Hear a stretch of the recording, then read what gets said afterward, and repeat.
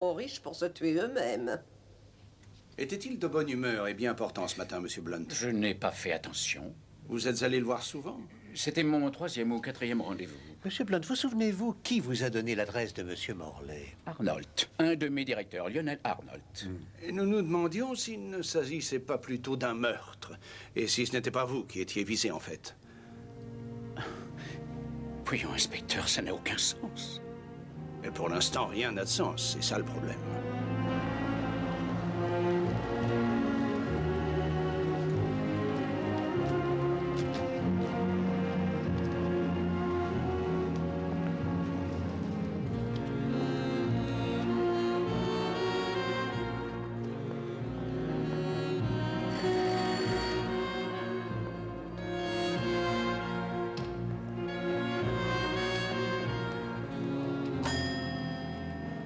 Bonjour, messieurs.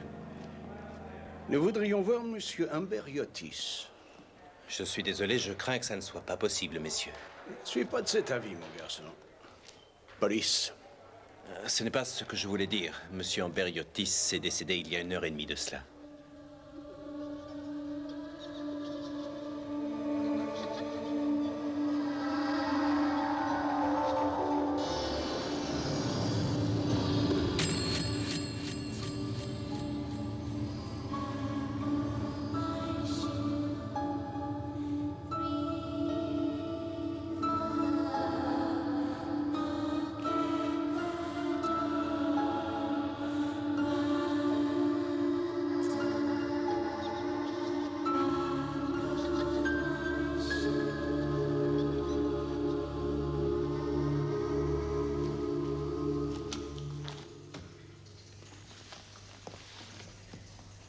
Intéressant.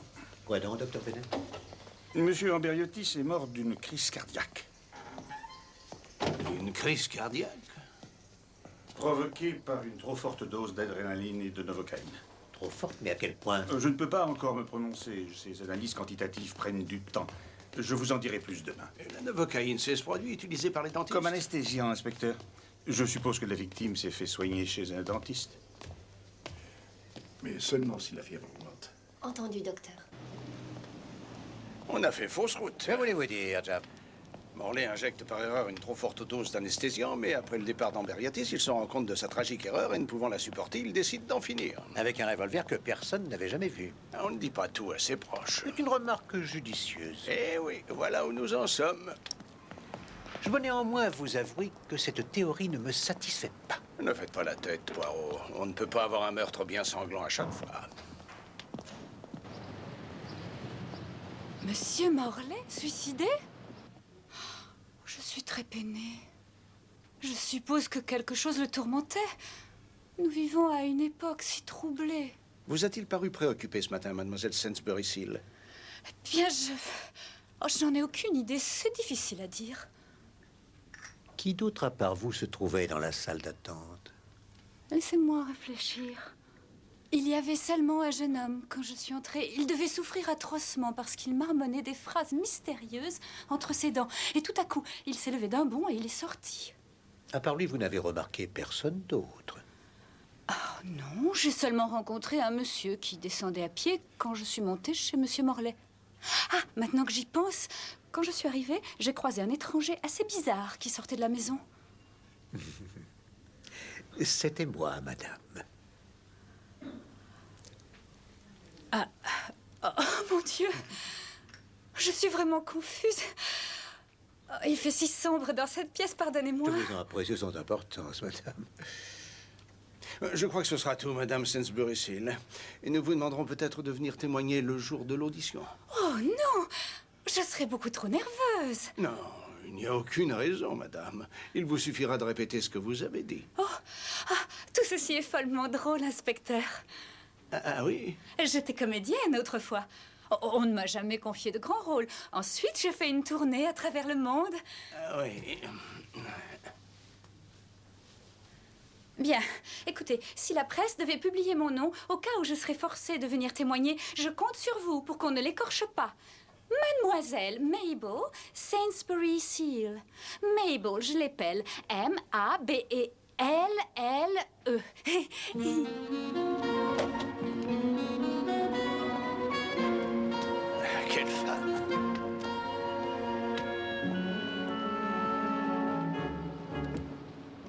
Je ne pourrai hélas vous accorder que quelques instants, monsieur Poirot. Je vais écouter la Traviata au Covent Garden. Merci, monsieur Arnold.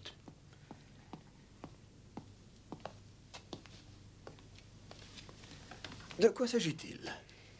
Eh bien, il s'agit de la mort de monsieur Henry Morley, le dentiste. C'est bien vous, n'est-ce pas, qui l'avez recommandé à monsieur Blunt? Oui, il me soigne depuis de nombreuses années. Me soupçonneriez-vous de l'avoir tué? Oh, non, non, non, non, non, non, non. Quelle idée. Non, mais je me suis demandé si par hasard ce n'était pas à monsieur Blunt qu'on avait réellement voulu s'en prendre. Oh, je ne vois pas du tout ce qui vous fait dire ça. Non.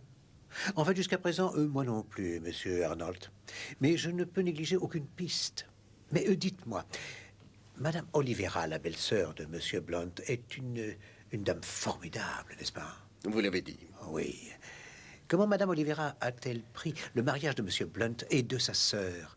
Après tout, il n'était qu'un simple employé dans l'entreprise familiale. Pas un simple employé. Alistair présidait le département de nos investissements d'outre-mer. Je ne crois pas que tante Julia voyait les choses sous cet angle. D'ailleurs, lui et Rebecca étaient si amoureux l'un de l'autre. Personne ne le savait, mais à l'époque, elle souffrait déjà de la maladie qui devait l'emporter 4 ans plus tard. Quelle tragédie. Eh oui. Pardon. Je ne vous empêcherai pas plus longtemps d'aller entendre monsieur Verdi. Je vous remercie infiniment de m'avoir reçu, monsieur Arnold. Et je vous souhaite de passer une bonne soirée à l'opéra. Merci.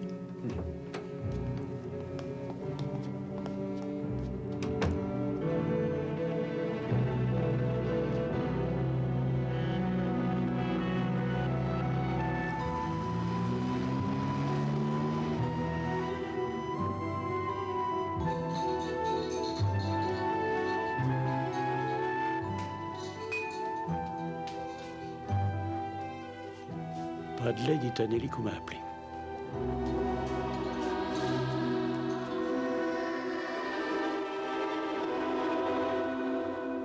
J'en ai conclu que M. Amberiotis était mort d'une crise cardiaque, causée par l'injection d'une dose massive d'un mélange de novocaïne et d'adrénaline. Dites-moi, le dentiste qui a soigné M. Amberiotis quelques heures avant qu'il ne succombe, il est mort à son tour, c'est exact? Oui, c'est ce que j'ai cru comprendre. Je vous remercie, Dr. Bennett. Merci.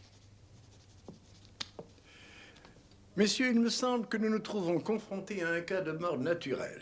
Un cas bien lamentable d'ailleurs.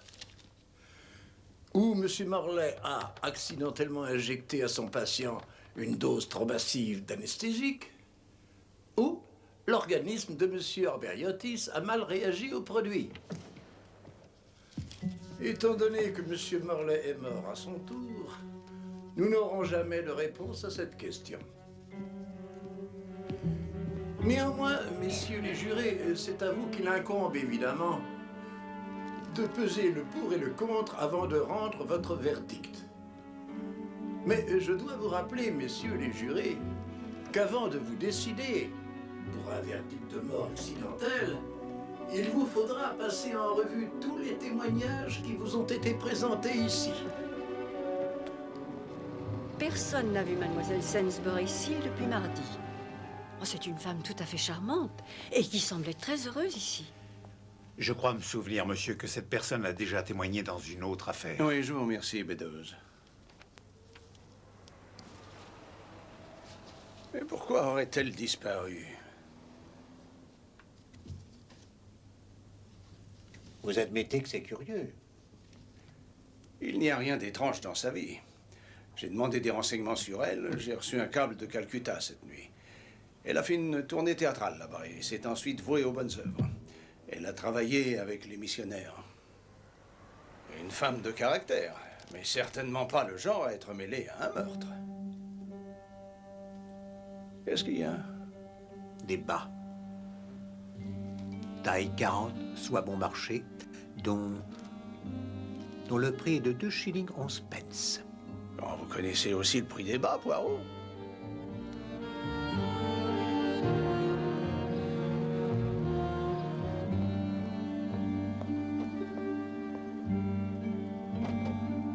Oh, Monsieur Poirot. Mademoiselle Neville, quelle agréable surprise. Je suis désolée de vous importuner, mais je devais vous voir. J'ai été bouleversée par les conclusions de ce matin. Les choses ne se sont pas passées comme ils l'ont dit. Il n'a pas pu injecter une dose massive aux patients. À force, les dentistes connaissent par cœur les doses de chaque produit. Pourquoi ne pas l'avoir dit lors de votre déposition? Je craignais d'être mal interprétée. On aurait pu penser que son geste était prémédité. Je comprends. Nous serons beaucoup mieux chez moi. Venez.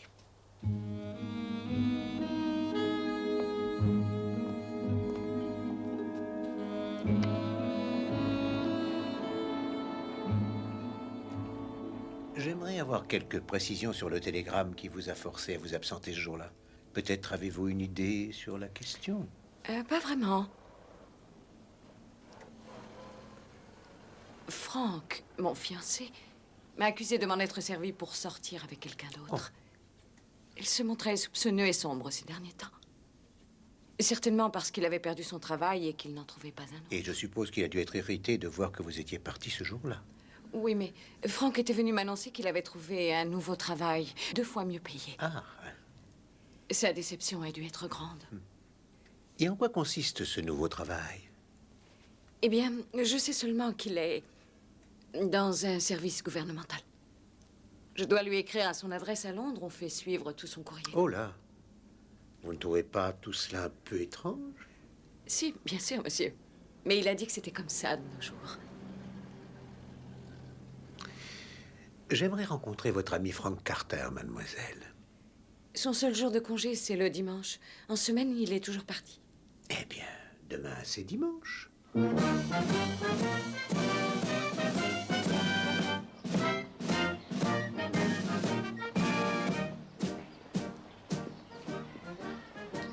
J'en ai jusque-là d'entendre parler de la mort de Morley. Après tout, ce n'était pas un homme aussi remarquable que ça. Dites-moi, monsieur Carter, qu'étiez-vous allé faire à Harley Street ce jour-là?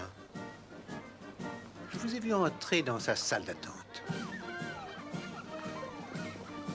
C'est vrai. Je voulais à tout prix dire à Morley qu'il devait cesser de monter Gladys contre moi. Que j'avais dégoté un bon travail et que maintenant elle ne devait plus penser qu'à son trousseau. Mais vous ne lui avez pas dit ces choses-là, monsieur Carter.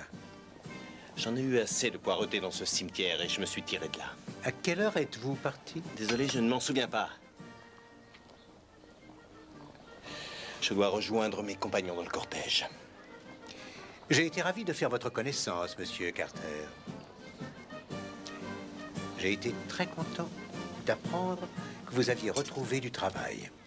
J'espère que cette nouvelle occupation vous plaît. Oh oui, beaucoup.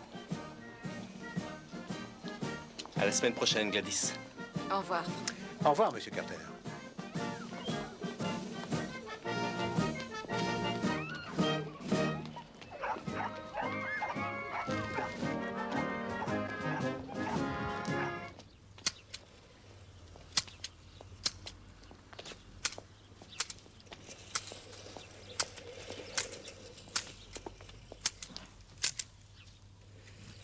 J'espère que je ne vous dérange pas, mon ami.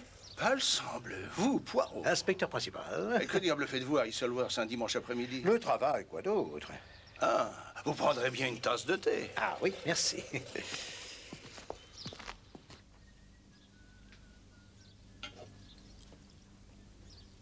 Madame Japp n'est pas à la maison? Non, non, non. Elle est à une de ces fichues réunions. L'Institut des femmes, le conseil de la paroisse ou quelque chose dans le genre.